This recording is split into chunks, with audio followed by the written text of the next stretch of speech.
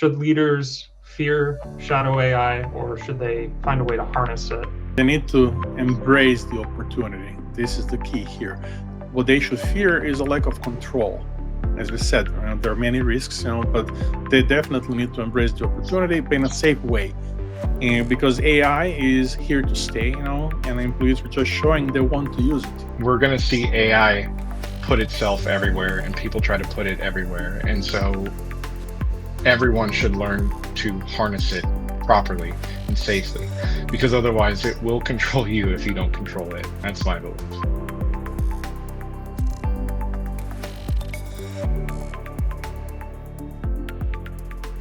Welcome to Security Beyond the Checkbox, where we interview experts who don't accept the bare minimum when it comes to cybersecurity. I'm your host, Jason Firch, and today I'm joined by PurpleSec's Chief AI Officer, Tom Vazdar, and our Chief Technology Officer, Joshua Selvidge.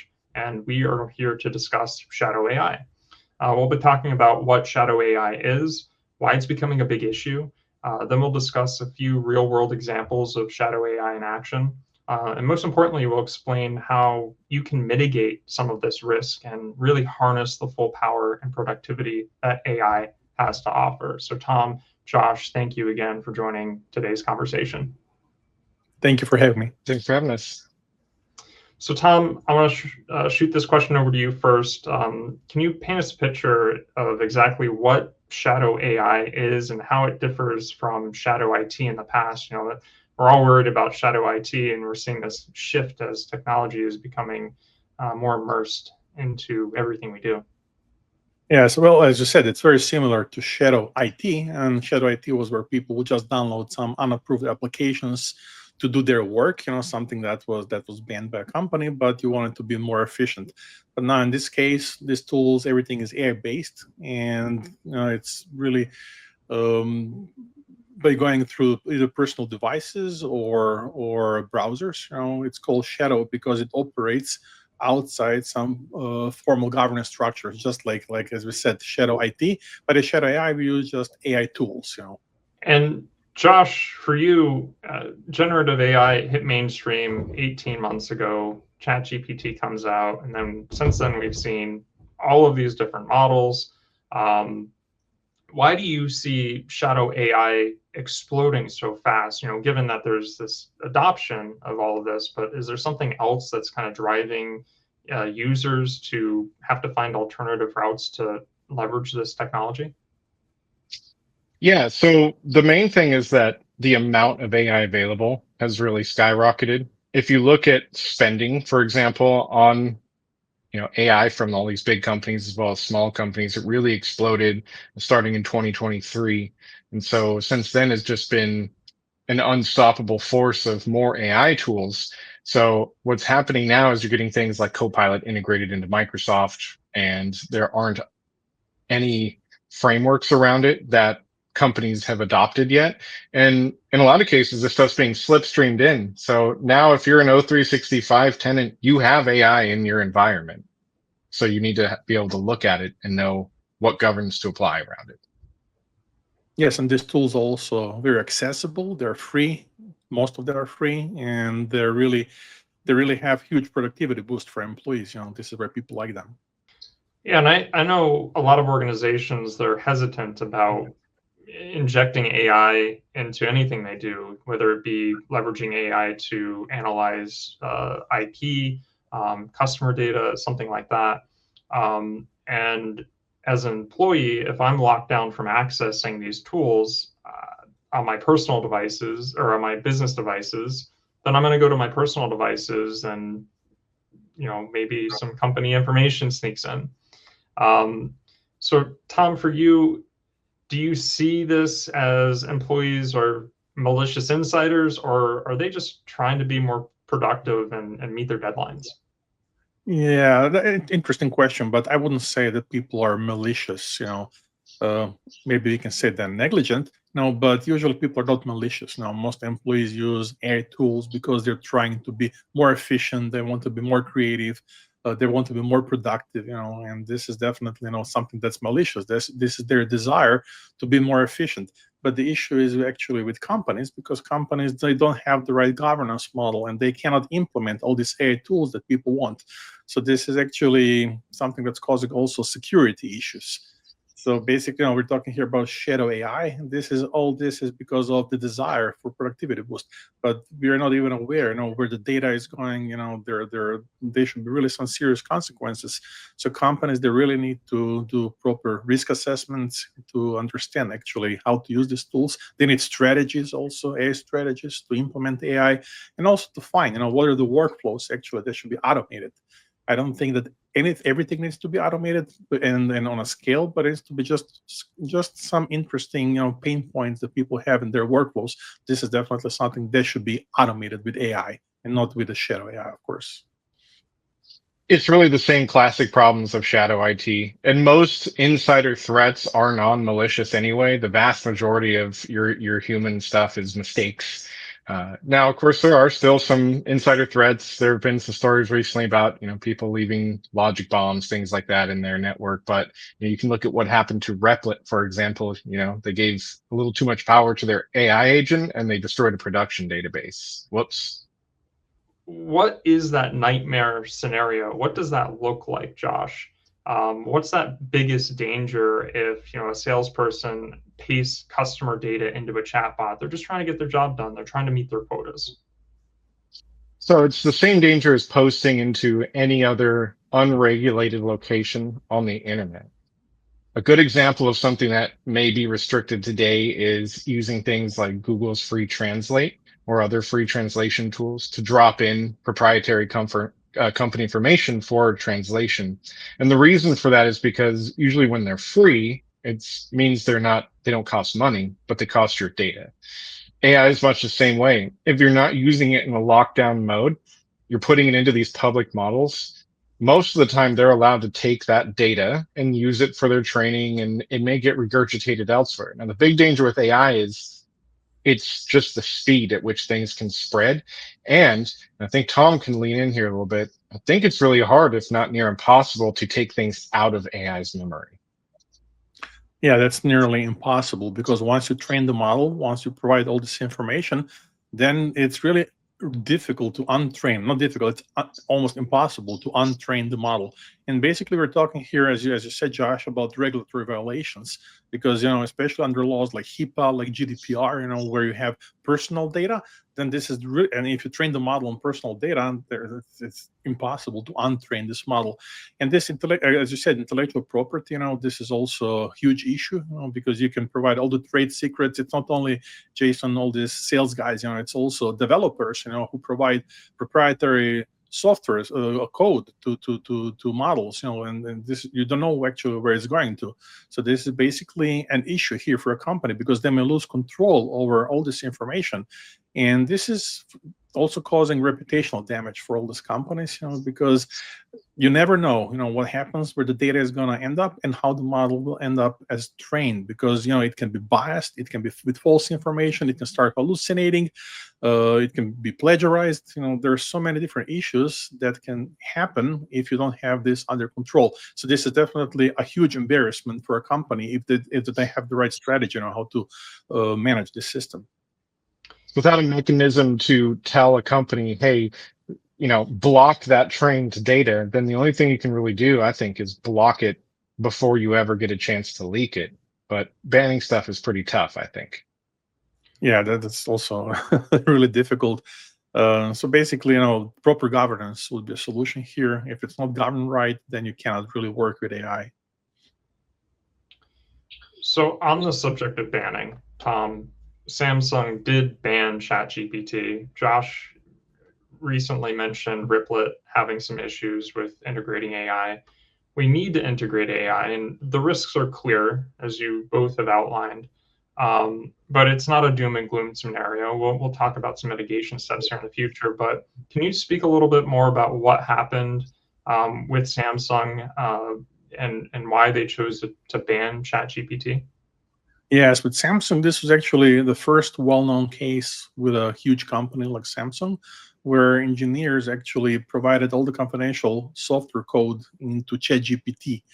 And this was actually a huge issue for a company because it was proprietary software code and nobody had any idea, what happens with that code once you provide it to ChatGPT. Is it going to end up in a cloud? Is it going to be used to train future models? Nobody knows what happens with this. So this basically led to internal crackdown, and they actually banned everything throughout the company, so nobody can use ChatGPT. And again, as I said, if you don't have the right governance, you're not ready to implement AI. So there are also other issues, where ChatGPT was banned. But you're talking about ChatGPT only as the most prominent tool. This is the one that everybody knows about, everybody's using now for the past few years, and it's free and it's accessible. There are also, of course, all other tools are a problem. It's not only ChatGPT. If you don't have the right governance, then you definitely end up in a shadow IT area. And this can cause, as we said, huge regulatory issues. The company can get fined. They can be publicly shamed. So this is actually a huge issue, and I'm sure there are more and more cases like this. So, Josh, why can't I just block all AI at the firewall and call it a day? Well, you can, but there will be a new AI soon that you haven't remembered to block. There's that, but in a lot of cases, AI is not something you necessarily want to just block outright at the firewall and ignore it. One, because you probably do still want to integrate AI into your business practices to speed up something. There's always an opportunity for more efficiency. So, giving up efficiency because you don't know the proper way to mitigate something or give it guardrails isn't really good security. And to the point Tom made earlier, people are going to take the path of least resistance, which means they're going to end up using AI tools on their personal devices where your firewall doesn't apply. Or you'll be doing things like constantly trying to update for every new base 44 app and every other kind of app that gets built out there that calls back to AI. So it's kind of a losing race in that way anyway. So basically, companies, they need to provide some safer alternatives. They need to set boundaries, and they need to set the right culture within the company. Yep. We were talking That's before about cybersecurity culture, but now it's AI culture also. So people need to understand all the risks about AI, how to use it properly, how to implement this in the company. It's not an easy task, and all this, if it's not governed right, it's leading definitely to wider shadow AI use. Absolutely. And Tom, do some industries feel these risks and this need for governance more than others? Well, yes, definitely. We're talking here about finance, we're talking about health, law. There are many industries actually that have they're exposed actually to lots of data, and they do lots of data analysis. And this is something that's very, very important, that it's governed the right way. You cannot use AI unless it's governed. So we can have some examples here, like customer service agents. They can use AI to generate responses. All the chatbots. Now, if it's not governed right, like it was I believe Air Canada, that had wrongly implemented AI chatbot that actually promised everybody free tickets, and this is not the right usage because they didn't have the right governance model, they didn't train it right, they didn't implement this right, and this caused a huge issue for a company. So this is actually AI should be used everywhere where it's involved some thinking or writing, but if it's unmonitored, then it's definitely an issue. And speaking of sectors, sectors like manufacturing, like healthcare, finance, marketing, you name it, nobody's immune. Definitely not. And there's also a lot of, you're really talking about vulnerabilities in the integration of it and the usage of it. And that's a huge problem as is. And the example you gave about, things giving stuff away for free, that's a business risk. The other side of it is if you're using it for development things, if you're using it for creating custom applications, or even if you're using a custom application, one of the other majorly applicable security pieces is Is it using vulnerable code? Right? Are you writing vulnerabilities? Has it gone through testing? Has it been pen tested? How are you testing it in your information as well? So those becomes a lot more important the more and more we see this integrate with our society. So when we're testing, when we're looking for these vulnerabilities, thinking about the risks that we were talking about earlier, what types of data is most at risk when shadow AI is involved? So I think usually it's going to be the customer data and then things like proprietary process data.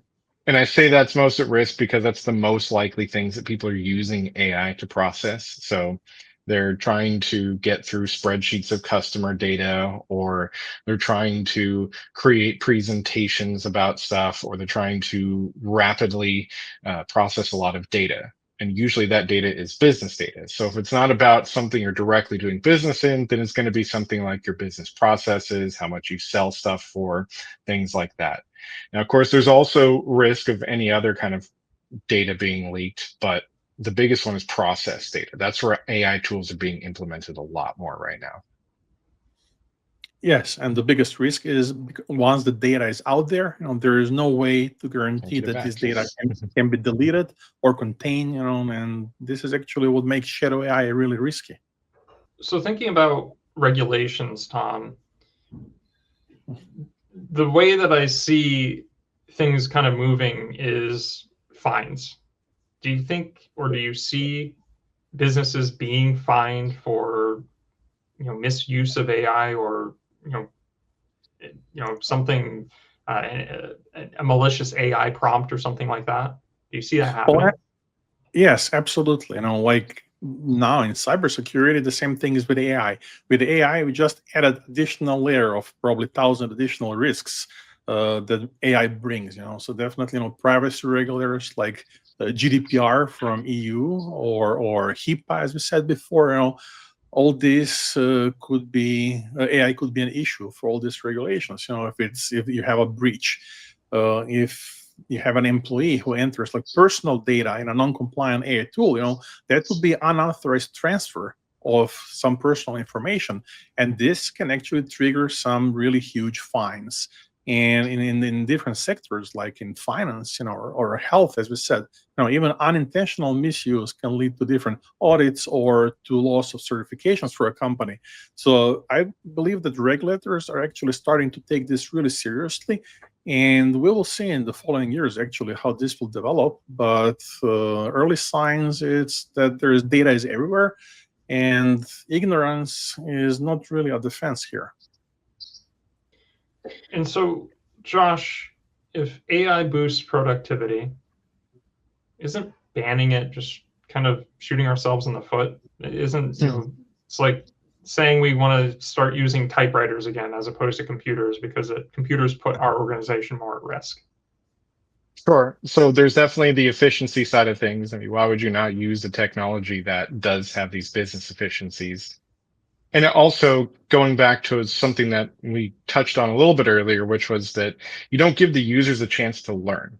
So not only is trying to ban it outright just going to push people deeper into this shadow AI territory, but you also don't get the chance to build a framework, to build the training around how to properly use AI. I mean, maybe some people think, oh, training, whatever, it doesn't work. It does, though. It really does. The majority of people want to follow the training, and helping them know that, yes, you can use this to do your job, and here's the safe ways to do it, actually introduces more security than saying you can't use this at all.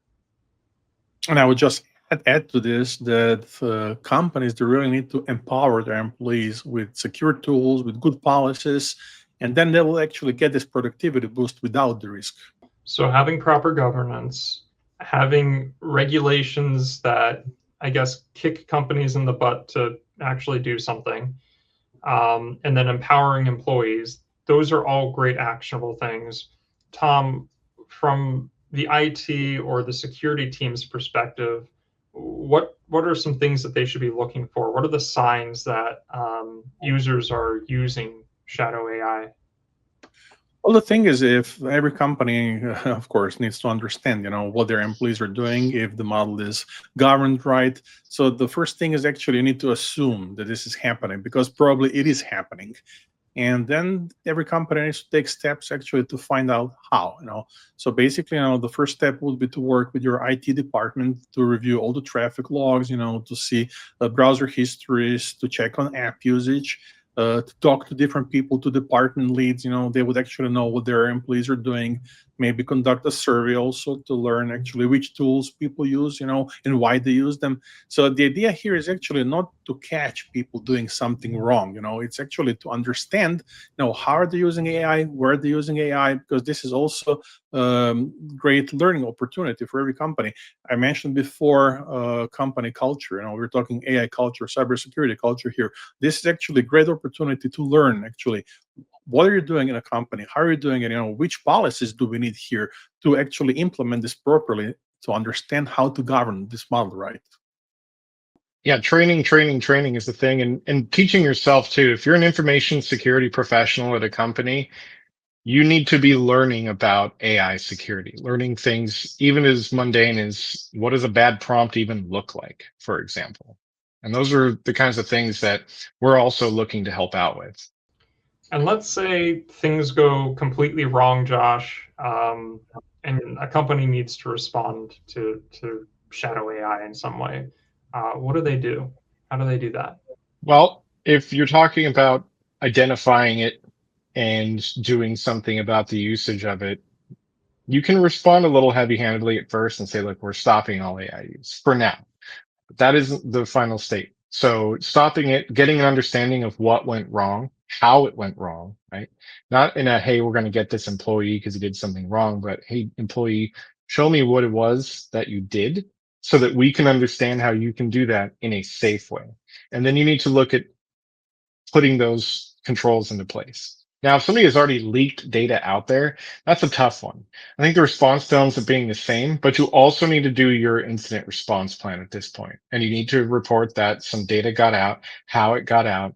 And that can include things like reaching out to these companies. I said there really isn't a known way of getting your data blocked today. But if you start pushing on these companies to request that, hey, somebody employed this data and we need someone to be able to put up guardrails to prevent it from getting out there too far. You can't unlearn it, but you might be able to prevent the model from repeating it via guardrails. That also doesn't mean it's not safe from people doing platform injection attacks and inversion attacks to leak it, but it is a lot safer than just leaving it out there and thinking that you don't have any recourse.